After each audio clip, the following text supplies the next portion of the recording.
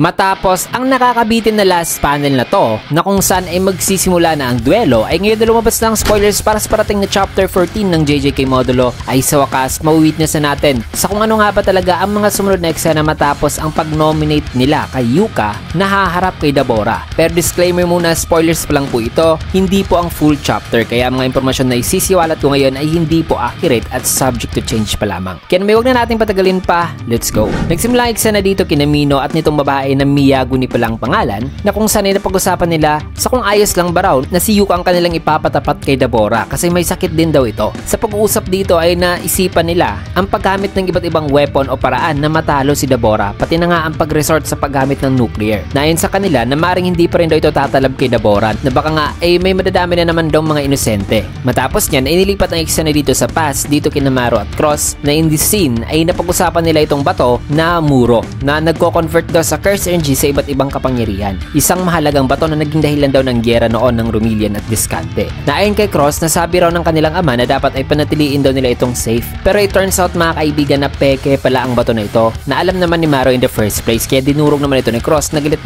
kasi ito raw ang dahilan sa kung bakit marami pa ang namatay. On the next scene ay pinakita naman yung time mga kaibigan na pinigilan ni Cross si Maru nang susugudan sana ito kay Dabora matapos ito mapatay si Dora. Ayon dito sa narration na si Maru ay kagaya lang daw pala ng kanyang ama na obsessed daw sa mga bato, na siya naman daw obsessed sa pagiging sorcerer. Matapos yan ibalik sa present, may kita si Maru na mag-isa lang at nag-iisip siya rito na sabing gusto raw niyang makausap muli si Cross para humingi ng paumanhin. In this very same place mga kaibigan ay may kita naman si Tsurugi na mag-isang naglalakad habang iniisip na may kakaiba raw sa kwento ng mga Simulian sa kanila. Kasi napagtataka raw ang spaceship na mukha raw man-made. Also mukhang si Maru ay pinalayas raw o pinaalis ng iba pang tribe at yan ay ang Discante. At isa pa raw sa nakakapagtataka rito ay ang spaceship na kaya rong mag-carry ng 50,000 ng mga individual. Na paano raw ito nagawa ni Maru in a short amount of time given the fact na matagal nga nilang natapos daw ang kanal na ayon naman sa kwento ng mga Simulian sa kanila. At considering daw the fact na napaka-high-tech pa naman doon itong Nonax ship, kaya narealize ni Tsurugi na maaaring ang spaceship itself ay gawa raw mismo sa batong sinasabi nilang Muro, na nabuo raw ito gamit ang curse technique ng isa rong sorcerer using Muro stones. Ni-reveal dito ni Maru na ang spaceship ay gawa nga mismo pala ng mga bato na nakolekta ni Dora at ginamit din doon ni Maru at Cross ang kanilang curse technique sa pagbuo nito. Matapos ay nagkita na si Maru at Tsurugi na kung saan ay nag-usap sila rito. Nagusto rin ni Tsurugi na umalis na lang si Maru sa Japan. Di naman pumayag si Maru kasi huli na raw.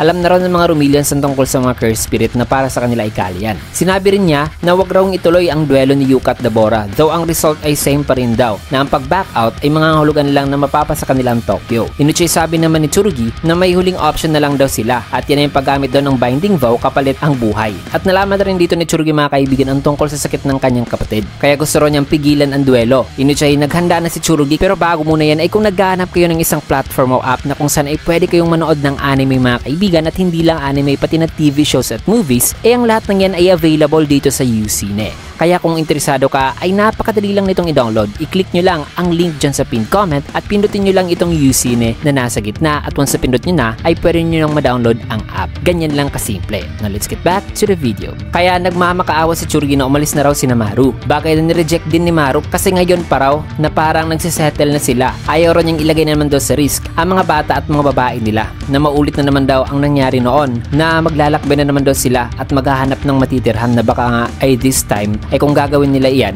ay mamamatay na lang daw silang lahat sa space. Kaya humingi ng paumanhin si Maru sapagkat hindi raw talaga sila aalis sa Earth, kaya ay magkapareho na silang naganda at nagalit na si Tsurugi na sabing umalis na kayo. Sagot naman ni Maru na hindi raw siya aalis o sila, at tungkulin rin niya ngayon mga kaibigan na pigilan itong si Tsurugi kasi isa rin daw siyang warrior o sa term dito sa Earth ay sorcerer. So hindi lang pala si Dabora at Yuka ang maghaharap mga kaibigan, kundi si Maru din pala at Tsurugi. Man, antindi. Ano kaya ang napag-usapan ng mga sorcerers tungkol kay Yuka at sa kanilang plano kay Dabora, at ang past tungkol kay Maru at Cross, at ang full convo nila dito ni Tsurugi na puno ng revelasyon. At marami pa talagang iba mga kaibigan kasi kulang-kulang pa lang ang mga na-mention natin dito kasi spoilers pa lang ito. So ang lahat ng complete, accurate at mas dama pa na review ay masasaksiyan nyo lang mga kaibigan sa full chapter review nitong chapter 14 ng JJK Modulo, kasi rough translations pa lang pinagbabasihan natin ngayon. So dito mo natin tatapusin ang ating spoiler review mga kaibigan. Kaya naman kung nagustuhan yung video, can I get a like, comment, follow, subscribe na rin for more videos like this. Maraming salamat and see you guys again on my next video.